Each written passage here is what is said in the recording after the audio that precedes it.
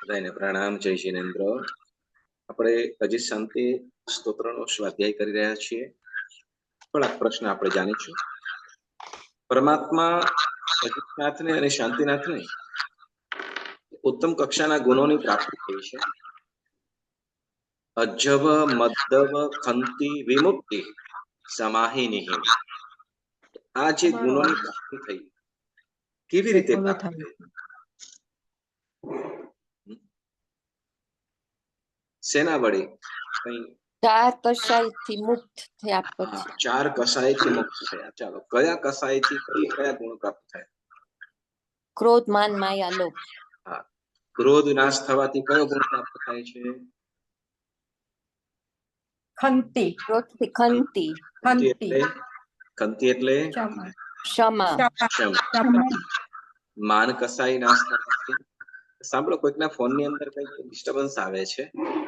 કોઈ બાજુમાં બીજું કોઈ ડિવાઇસ ચાલુ હોય એવું લાગે છે. ઓકે. માન કસાય નાશ થવાથી કયો ગુણ પ્રાપ્ત થાય છે? મદ્દવ એટલે નમ્રતા. નમ્રતા, બરાબર ને? મદ્દવ માર્દવતા, નમ્રતા, બરાબર ને? પછી માયા કસાય નાશ થવાથી અજ્જવ એટલે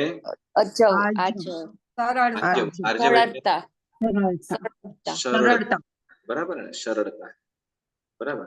પછી લોભ. લોભ કસાય નાશ થવાથી કયો ગુણ પ્રાપ્ત થાય? વિમુક્તિ. નિર્લોભતા. લોભ નથી, નિર્લોભતા. શું કહેવાશે? નિર્લોભતા. જો આપણને આ ચારે કસાયો શું કે ક્ષમતા ભાવ છે એને નાશ કરે છે. ચાર કસાય ક્ષમતા ભાવને નાશ કરે છે, બરાબર.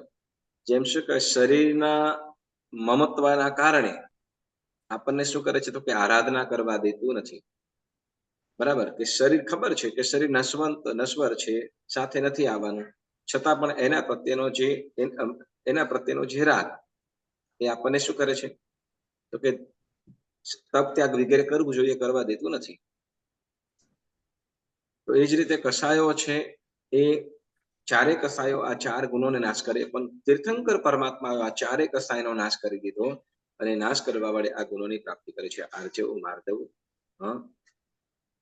આર્જવ માર્દવ. પછી ક્ષંતિ ખંતિ એટલે ક્ષમા અને વિમુક્તિ નિર્લોભતા, આ ગુણોની પ્રાપ્તિ થઈ છે, બરાબર. તો હવે આ રીતે અને ઇન્દ્રિયોને દમન કરનારા એવા અચિતનાથને હું શાંતિકરમ પરમામિદમ ઉત્તમ તીર્થયરમ. તો એવા શું શાંતિને કરનારા એવા શાંતિનાથ પ્રભુને પરમામી એટલે પ્રણિપાત વડે હું એઓને વંદન કરું છું, બરાબર. તો એ રીતે આ ગાથાની અંદર પ્રાર્થના કરી. હવે આપણે ગાથા નંબર 9 નો સ્વાધ્યાય આપણે કરતા હતા, બરાબર ને? તો એમાં અજીતનાથ ભગવાન, તો અજીતનાથ ભગવાનનો જન્મ ક્યાં થયો હતો? કઈ નગરીમાં?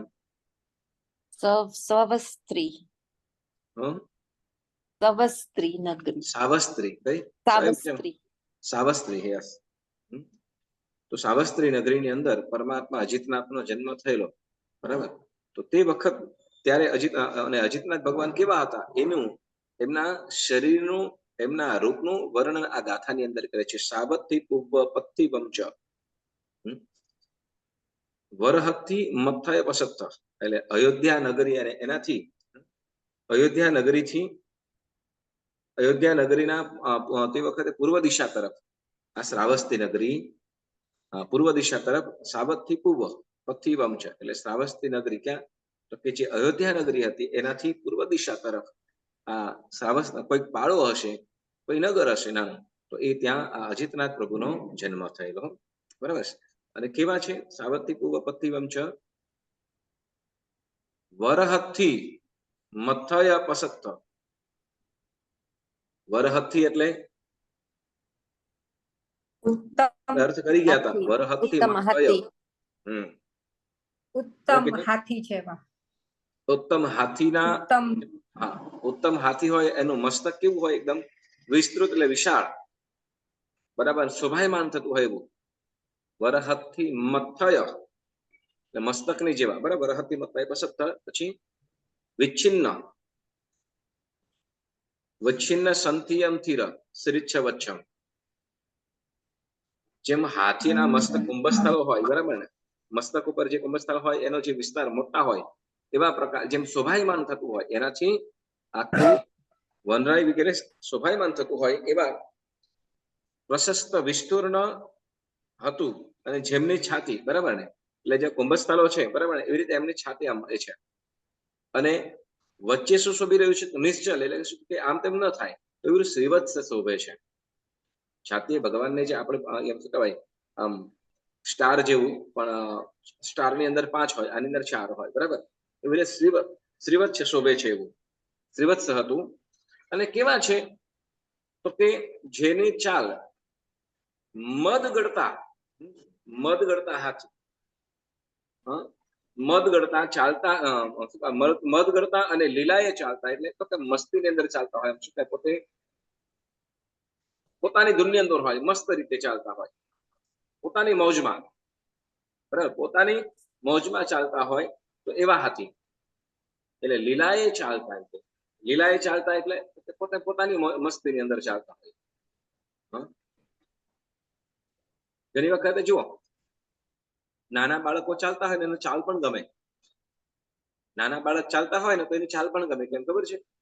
તો કે એની ધૂનમાં હોય, એને બીજા કોઈની પરવા ન હોય, એટલે શું કે પોતાની મસ્તીની અંદર હોય. જયારે આપણે ચાલતા હોઈએ તો આપણે વિચાર કરીએ શું, તો કે હું ગમે તેવું ચાલીશ ને લોકો જોશે તો શું કહેશે, કેવું શું વિચારશે, બરાબર. એટલે કેટલાક આપણે શું કે આપણે પોતાની ધૂનમાં અંદર નથી હોતા, ઘણું વ્યવહાર વગેરે ધ્યાનમાં લઈને કરવું પડે.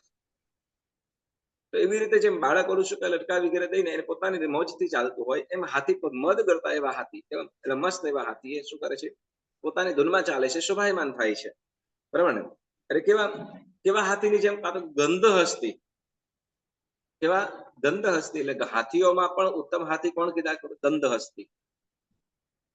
તો જેને જોઈને હાથીઓ પણ ગાંડા થઈ જાય, બેભાન જેવા થઈ જાય, પોતાનું બધું ભૂલી જાય એવી રીતે.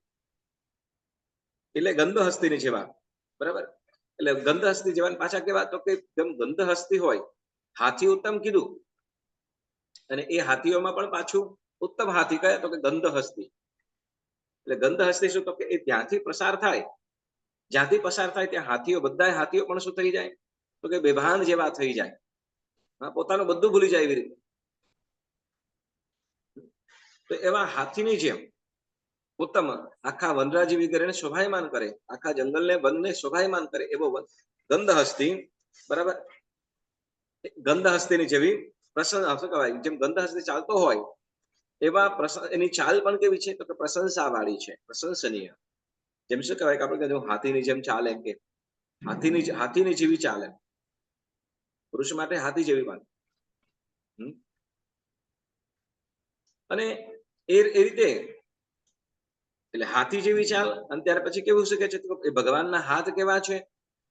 તો કે જેમ ઓલા ગંધ હસ્તી જેમ સુંદર રીતે ચાલતો હોય, અને એ ચાલતો હાથી હોય, અને એ વખતે શું તો કે વધારે જોવા યોગ્ય શું લાગે? તો કે સૂંઢ.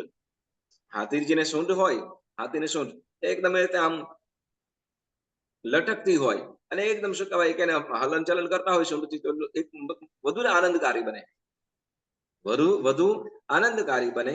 તો એ જ પ્રમાણે શું તો કે ભગવાન અજિતનાથ પણ જે વિચરણ કરે છે એનો પ્રભાવ કેવો થઈ જાય?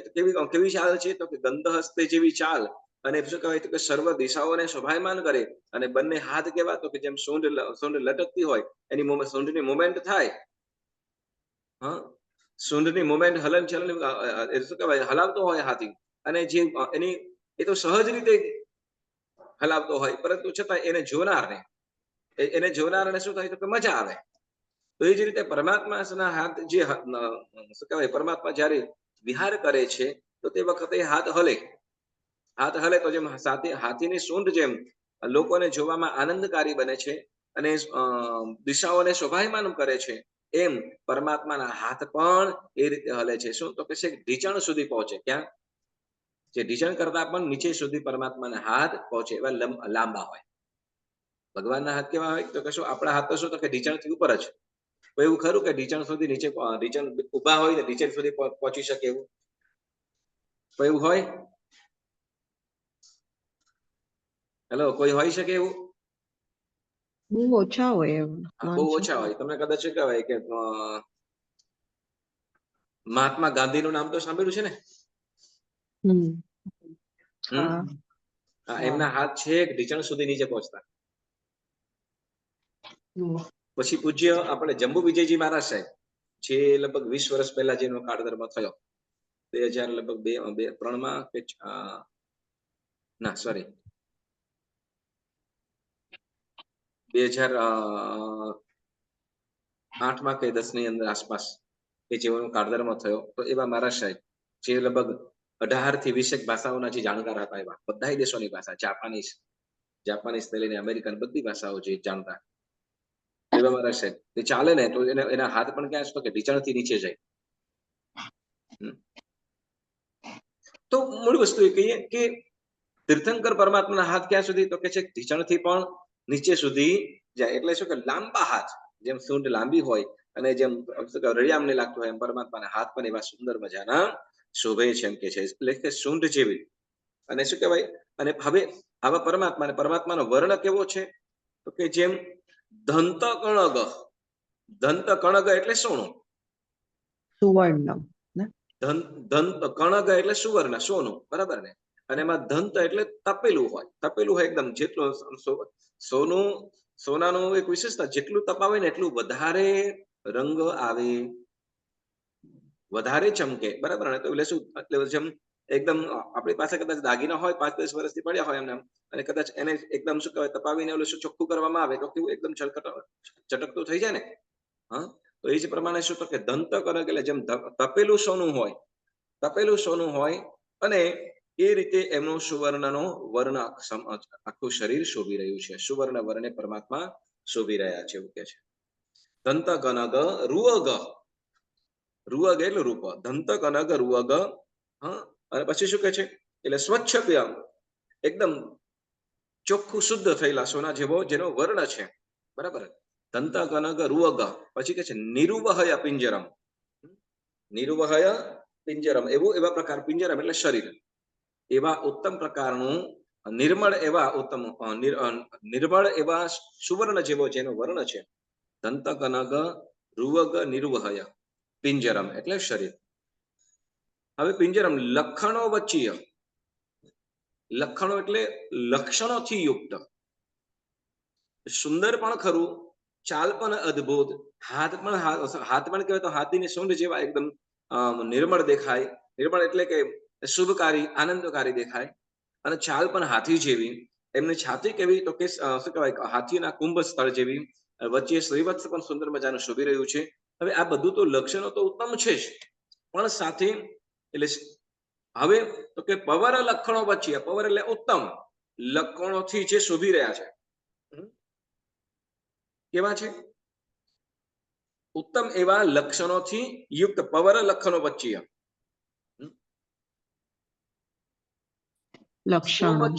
સોમ ચારુ રૂવમ. શું કે છે?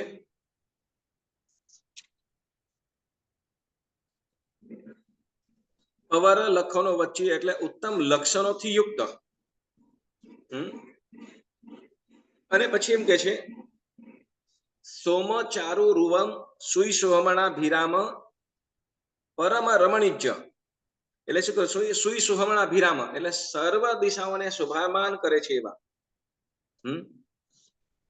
સર્વ દિશાઓને શોભાયમાન કરે છે એવા. અને કેવું શું કહે છે? પવર લક્ષણો વચ્ચે સોમચારો એટલે શ્રેષ્ઠ લક્ષણોથી યુક્ત. હવે જુઓ, આદિનાથ ભગવાનનું સ્તવન છે, એની અંદર કે છે લક્ષણ અંગે વિરાજતા અડહીય સહસ ઉદાર રેખા કર ચરણાદિ કે અભ્યંતરનો નહીં પા. એટલે તો કે પરમાત્માના શરીર ઉપર 1008 લક્ષણોથી, જે ઉત્તમ લક્ષણો કીધા છે એ લક્ષણોથી યુક્ત છે. 1008 કે છે લક્ષણ અંગે વિરાજતા અડહીય સહસ ઉદાર. એટલે અડહીય, અડ એટલે 8, અહિય એટલે અધિક, કેટલા? તો કે સહજ એટલે 1000. તો કે 1008 થી યુક્ત એવા ઉત્તમ લક્ષણોથી જેનું શરીર શોભે છે, એટલે જેના શરીરમાં આ લક્ષણો શોભી રહ્યા છે. જો સુવર્ણ વર્ણ થઈ યુક્ત, પછી તો કે હાથી જેવી જેમની ચાલ, અને છાતી કેવી? તો કે હાથીના કુંભસ્થળ જેવી. આમ જેમ હાથીના મસ્તક ઉપર હોય ને જેમ એકદમ વિશાળ, એવી રીતે જેઓની છાતી છે, વચ્ચે સુંદર મજાનું શ્રીવત્સ શોભી રહ્યું છે, અને શુદ્ધ થયેલા સોના જેવો જેનો વર્ણ છે, અને એ વર્ણ એ શરીર ઉપર પાછું શું? તો કે ઉત્તમ એવા લક્ષણો શોભી રહ્યા છે. એટલે આ વસ્તુ એમ કહેવા માંગે શું? તો કે જે રૂપ જુએ છે તો રૂપનો આનંદ લેનારને પણ આનંદ થાય છે, જેને એની ચાલ જોવાનો આનંદ છે એને પણ ગમે છે. વળી સમજો કે જે બોધપાઠ લેનાર છે, જે જ્ઞાનીઓ છે, એની ચાલ વગેરે, એના હાથ ચાલ વગેરે જોઈને, એના હાથ અંગોપાંગ વગેરે જાણીને ઓલા નિમિત્તક વગેરે છે એ પણ આનંદ થઈ જાય કે આવું તો ક્યારે જોયું નથી. વળી એમ કે છે શું? તો કે હવે એમ કીધું કે જે લક્ષણને જાણનારા એવા વિદ્વાન કે જ્ઞાનીઓ છે એ લોકો પણ આનંદિત થઈ જાય. કેમ? તો કે જેમ એના શરીરની અંદર જેટલી આકૃતિઓ છે કે જે જુએ છે, ખરેખર આવા ઉત્તમ વ્યક્તિ કોણ હોય? આવા વ્યક્તિ ક્યાં જોવા મળે? એટલે એ પરમાત્માની મૌજૂદગી જ ઘણું બધું કાર્ય કરી દે છે, સૌને આનંદનું કારણ બને છે. બરાબર? એટલે શું કે છે? પવર લખણો વચીય સોમ ચારુરૂવમ. અને કેવું છે? તો કે સૌમ્ય અને મનોહર રૂપ વાળા જે પણ પરમાત્માને જુએ છે, જોતા જ રહી જાય એવા પ્રકારનું અદ્ભુત કક્ષાનું રૂપ. બાળપણ પણ હોય કે યુવાન હોય કે પછી એ દીક્ષા લઈને કોઈ પણ પ્રકારના આભૂષણો શૃંગાર ન હોવા છતાં પણ પરમાત્માનું આવું અદ્ભુત કક્ષાનું રૂપ છે. તે સૌને આનંદ કરે છે, સૌને આનંદ આપે છે. અને હવે પછી એમ કે છે કે પરમાત્માનું આ તો ખરું કે એનું મૌજૂદગી કે એમનું શરીરથી પણ સૌને સુખ આનંદનું કારણ બને છે. હવે એમ કે છે કે સુઈ સુહમણાભિરામ રમણીજ વરદેવ દુંદુહી નિનાય મહુરય સુહગીરમ. શું કે છે? એ શું કે સુઈ સુહમના, સુઈ એટલે શ્રુત, સાંભળવાનું. સુઈ એટલે કાન, સુઈ એટલે કાન. સુહમણા એટલે જે કાનને આનંદકારી બને. અભિરામ, જે કાનને સુખકારી બને, આનંદકારી બને એવી વાણી. કાનને સુખકારી, સાંભળવી ગમે અને સાંભળીને આનંદ થઈ જાય એવી વાણી. કેવી? તો કે પરમ રમણીજ, કે મનને આનંદ આપનાર. કાનને સુખકાર, મનને આનંદ આપનાર. અને કેવું? તો કે પરમ રમણીજ એટલે અતિ રમણીય. રમણીય એટલે ગમી જાય, અતિ રમણીય એટલે ગમી જાય. અને શું કે વર એટલે શ્રેષ્ઠ, બેસ્ટ, સુંદર. કેવું? તો કે દેવ દુંદુભી, વર દેવ દુંદુહી નિનાય મહુરયર. એટલે શું કે વર દેવ એટલે શ્રેષ્ઠ જે દેવો છે, જેમ દેવ દુંદુભી હોય. દુંદુભી સુંદર મજાનું એક વાજિંત્ર, જેમ ફ્લૂટ હોય, ફ્લૂટ વાગતું હોય એવી રીતે દુંદુભી હોય, દુંદુભી વાગતી હોય. અને એ જે શ્રવણ સાંભળતો હોય એને એવો આનંદ થાય, એવો આનંદ આવે કે બધું જ ભૂલી જાય. બરાબર? તો એના કરતા પણ અધિક સુખકારી, હિતકારી કોણ? તો કે પરમાત્માની વાણી છે. તો કે એટલે કે દેવદુંદુભી કરતા પણ વધુ મધુર અને શુભ અને મંગલમય વાણી વાળા કોણ છે? તો કે અજિતનાથ પ્રભુ મહુરયર સુહગીરમ. એટલે શું કહેવાય? તો કે દેવદુંદુભી કરતા પણ અદ્ભુત, એના કરતા પણ અતિ સુંદર મધુરતા કોની? તો કે એ જીનેશ્વર પરમાત્માની વાણીમાં છે, એવું આ ગાથાની અંદર કહે છે. એટલે જે પરમાત્મા બોલે છે તો વાણી સાંભળતા જ રહીએ એવી ઉત્તમ કક્ષાની. એટલે પરમાત્માનું કેવા? તો કે 1008 ગુણોથી સહિત જે લક્ષણો શોભી રહ્યા છે. વળી પિત્તવર્ણ વાળા, વળી આગળ વધીને કે જેઓનું રૂપ સૌમ્ય કેવું છે? આનંદકારી કરે છે. છાતી પણ કેવી? તો કે હાથીના કુંભસ્થળ જેવી છાતી છે, વચ્ચે શ્રીવત્સ શોભી રહ્યું છે. અને ચાલ કેવી? તો કે ઓલા છે ગંધ હસ્તી જેમ પોતાના મદમસ્તથી ચાલતો હોય એવી રીતે જીવોની ચાલ છે. તો કે આખું જંગલ હોય, બરાબર, આખું મોટું જંગલ હોય ને જંગલની અંદર હાથી જોવાઈ જાય. હાથી જોવામાં આવે એને પાછે પોતાના મોજમાં મસ્તીમાં હોય હાથી, તો એ કેવું સુંદર મજાનું શોભાયમાન થાય. આપણે તો એમાં શું કે સાવો જઈએ કે નહીં? ક્યારેક ક્યારેક જતા હશો ને તમે? અને એમાં શું કહેવાય કે આજુબાજુની અંદર પહાડો કે ગ્રીનરી હોય ને એમાં હાથી, 2-3 હાથીઓ ફરતા હોય, કેટલું અદ્ભુત લાગે, બરાબર કે નહીં? તો એ જ પ્રમાણે શું તો કે અહીંયા પરમાત્મા પણ કેવા છે તો કે જેમ હાથી બધા દિશાઓને શોભાયમાન કરે છે, એના કરતા પણ વિશિષ્ટ કક્ષાએ કોણ? તો કે આ અજિતનાથ પરમાત્મા સર્વ દિશાઓને શોભાયમાન બનાવે છે, આનંદકારી કરે છે, મંગલકારી કરે છે અને સૌને સુખદાયી. અને જેઓની વાણી તો કે દેવ દુંદુભી કરતા પણ અદ્ભુત, અતિ મંગલકારી છે. પેલા તો શું મધુરી છે, દેવ દુંદુભી કરતા પણ મધુરી છે. અને પછી કેવી કીધું કે હિતકારી, શુભ મંગલકારી, એમ કે શુભ અને મંગલમય કીધું. એવું શુભ અને મંગલમય વાણીવાળા એવા અજિતનાથ ભગવાન, બરાબર, એવા અજિતનાથ ભગવાન શું કે છે? હવે ગાથા નંબર 10મી. હવે ગાથા નંબર 10મી આની સાથે કનેક્શન થાય છે. ઓકે, તો કે અજિયમ જીયારી ગણમ જીઅ સવ્વ ભયમ ભવો હરિ ઓમ ભણમામી અહમ પયો પાવમ પસમે ઉમે ભયવમ રાશાલુદ્ધઓ. હવે આ ગાથાની અંદર વરદેવ દુંદુહિ નિનાય મહુરયર સુહગીરમ, પછી ત્યાં વેઢવ વેષ્ટિક નામનો છંદ છે. વેષ્ટિક નામનો છંદ છે, તો જે આપણે આ ગાથાની અંદર પ્રયોગ થયેલો છે. વેઢવ જે બોલીએ છીએ એ વેષ્ટિક છંદ છે, બરાબર. હવે પછી જે 10મી ગાથા, એમાં પણ અજિતનાથ ભગવાનની સ્તુતિ કરી. તો કે એવા સુંદર મજાના તો ખરા, બરાબર ને, સુંદર મજાના ખરા. એઓનું બાહ્ય શરીરની રૂપની પ્રશંસા કરી, એમની વાણીની પ્રશંસા કરી, એમની ચાલની પ્રશંસા કરી, શરીરની પ્રશંસા કરી, લક્ષણોથી યુક્ત એટલે આખું શરીર સંબંધી વાતો કરી, બરાબર. એટલે જે શારીરિક સંબંધી વાતો કરી, બરાબર. તો કે એમાં શું હવે? તો કે એમાં વિશેષ શું? તો કે એમ કે છે કે ચાલો એ બધું તો વાત બરાબર. તો હવે અજિતનાથ ભગવાન તો કે બાહ્ય શરીરથી તો અદ્ભુત છે જ, પણ અંતરથી કેવા છે? તો એ કે છે અજિયમ જીઆરી ગણમ. અજિયમ, અજિતનાથ કેવા? જે આપણે ઉપરની ગાથામાં વાત કરી એ અજિતનાથ કેવા છે? તો કે અજિયમ જીઆરી ગણમ, જીઅ અરિગણમ, બે અભેગા થાય એટલે આ થઈ ગયો અજિય, અજિયમ પછી જીય અરિગણ, બરાબર. અજિયમ નો અ, જીય નો અ અને અરિગણ નો અ, આ બે ભેગા થયા એટલે શું થાય? આ થઈ ગયો એટલે જીઆરી ગણમ એમ થયું, બરાબર. તો કે અજિયમ તો કે અજિતનાથ કેવા છે? તો કે જીયમ એટલે જીતેલા છે. કોણ? તો કે અરિગણ. અરિગણ, અરિ એટલે શત્રુ, અને શત્રુઓનો પણ પાછો સમૂહ. તો કે જેઓએ શત્રુઓના સમૂહને જીતેલા છે.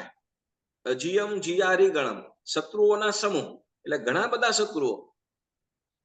અજિયમ જીયારી ગણમ, પછી શું કે જીઅ સવ્વ ભયમ, જીઅ સવ્વ ભયમ ભવો હરિહુમ, અને કે જેઓએ જીત્યા છે સર્વ પ્રકારના ભયો. જીઅ સર્વ ભયમ ભવો હરિમ, તો કે જેને જીતેલા છે સર્વ ભયો. કેવા ભયો?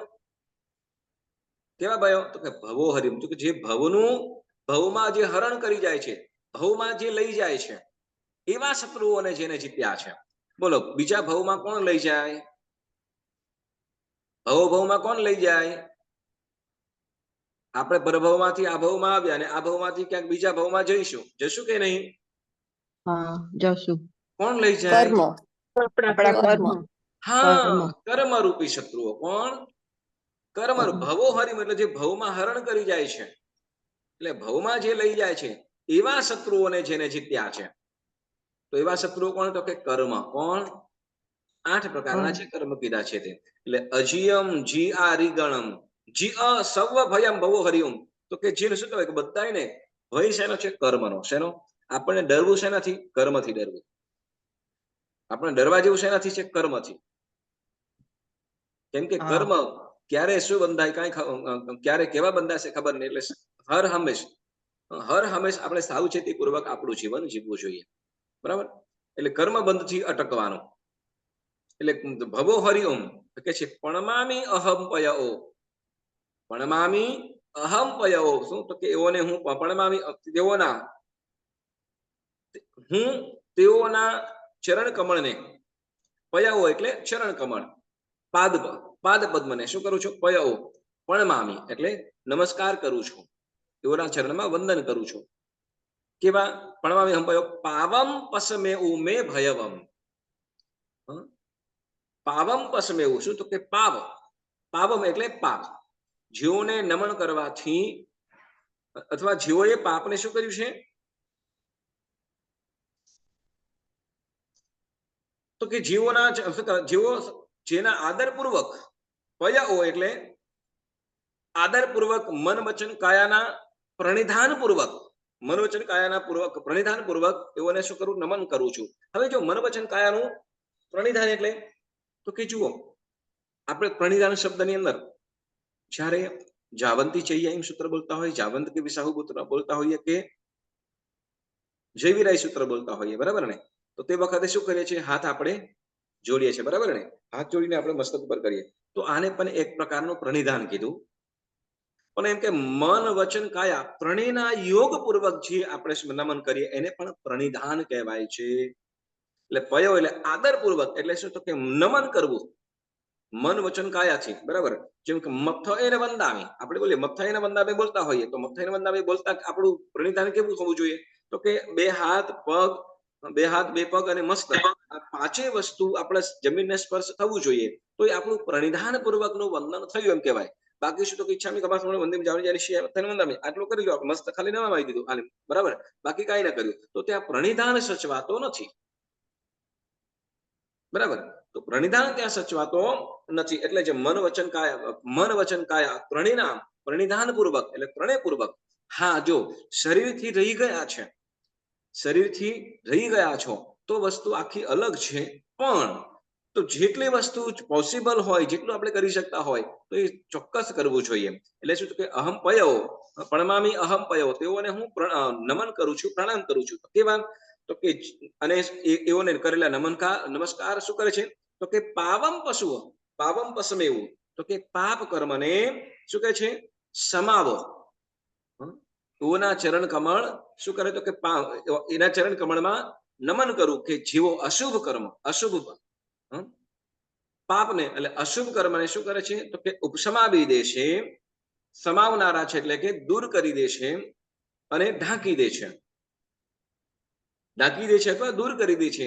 એવા અજિતનાથ પરમાત્માને અહીં નમન કરું છું, એવું કહે છે. કેવા કીધા? તો કે કેવા અજિતનાથ ભગવાન કીધા? તો કે અજીયમ, જે અજિતનાથ, તો કે જે શત્રુઓના સમૂહને નાશ કર્યો છે. એટલે શત્રુઓના સમૂહ એટલે શત્રુ એક હોય તો શત્રુ, બરાબર? અને શત્રુઓના સમૂહ એટલે તો કે એક શત્રુ હોય તો એની સાથે ઘણા બધા હોય, બરાબર? જેમ શું કહેવાય કે ભાઈ એની સાથે ઘણા બધા હોય, પણ મુખ્ય એક હોય એટલે એક કહેવો પડે, બરાબર ને? પણ એવી રીતે બીજા પણ ઘણા બધા સમૂહો છે, તો અહીંયા શત્રુઓના સમૂહ એમ કીધા. તો કે જો જ્ઞાનાવર્ણ્ય કર્મ, તો જ્ઞાનાવર્ણ્ય કર્મ કેટલા પ્રકારે? જ્ઞાનાવર્ણ્યના ગુણ કેટલા છે? જ્ઞાનના ગુણ કેટલા છે? 51. 51. બરાબર ને? તો 51 51 જે કીધા ને 51, તો એ તો મુખ્યતઃ કીધા, બરાબર? બાકી શું કે મતિ જ્ઞાન ગણીએ ને, મતિ જ્ઞાનની અંદર ખાલી મતિ જ્ઞાન ગણીએ તો મતિ જ્ઞાનના તો પાછા ભેદ કેટલા થઈ જાય ખબર છે? તો કે 340 તો ખાલી મતિ જ્ઞાનના થઈ જાય. આપણે 14 જ જાણીએ છીએ, બરાબર? સોરી 28, પણ મતિ જ્ઞાનના 340 થઈ જાય, બરાબર? આ બધું અલગ અલગ રીતે કરતું હોય, બધું કર્મ અલગ અલગ રીતે કાર્ય કરતું હોય છે, બરાબર? ધરાવતું હોય. તો એવી રીતે જ્ઞાનાવર્ણ્યના 51 આપણે શું કે 51 લઈએ, દર્શનાવર્ણ્યના 9. તો એવી રીતે દરેક કર્મના અલગ અલગ પ્રકાર કીધા છે. નામ કર્મના તો 103 કીધેલા છે. મોહનીય કર્મ આમ તો આપણે 28, મોહનીય કર્મની આમ તો 28 જાણીએ છીએ, પણ 28 ની અંદર પાછા શું કહે છે? 64 બીજા થઈ જાય ખાલી કસાયોની અંદર. તો આવી રીતે ઘણા બધા ભેદ પડી જાય છે.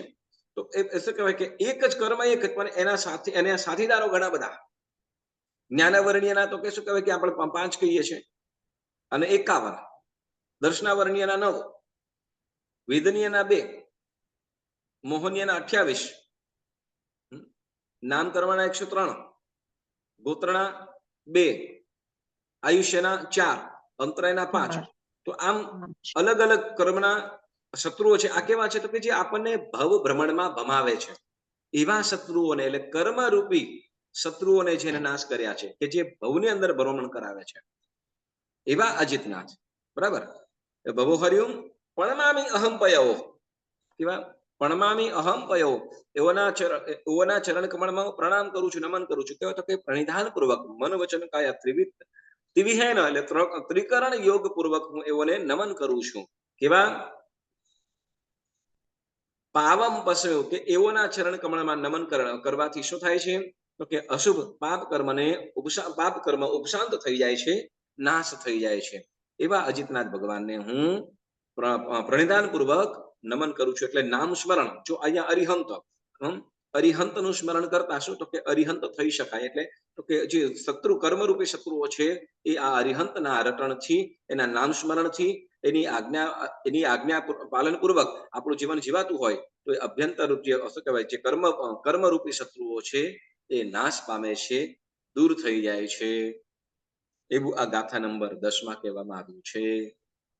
બરાબર. તો એક બાજુ અજિતનાથ ભગવાનની પ્રશંસા, એના બાહ્ય સ્વરૂપની પ્રશંસા કરી, અને એના નામનો પણ શું પ્રભાવ, એની પર વાત કીધી. તો કે એને પ્રણિધાન પૂર્વક વંદન કરવામાં આવે તો એ શું થાય છે? તો કે અશુભ કર્મનો નાશ કરે છે.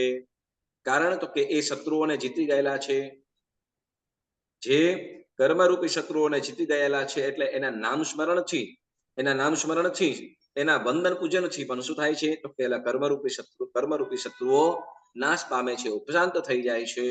એવું આ ગાથાની અંદર શ્રી નંદીશન મુનિજી સ્તવના કરે છે. કેટલી સુંદર મજાની સ્તવના છે. બરાબર. તો આજે આપણે અહીંયા આ 10મી ગાથા સુધી રાખીશું. કોઈને કઈ પ્રશ્ન આમાં?